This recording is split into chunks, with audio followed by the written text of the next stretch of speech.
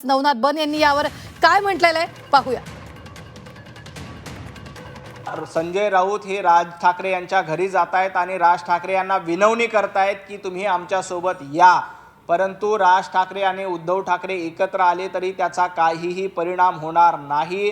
मुंबईमध्ये महायुतीचाच महापौर होईल हे निश्चित आहे। माझी संजय राऊतांना एक विनंती आहे की तुम्ही राज ठाकरे यांना भेटायला चाललाच आहात तर कशा पद्धतीनं राज ठाकरे यांना वेगळा पक्ष स्थापन करण्यासाठी भाग पाडलं होतं याची आठवण देखील संजय राऊत यांनी राज ठाकरे यांना करून द्यावी।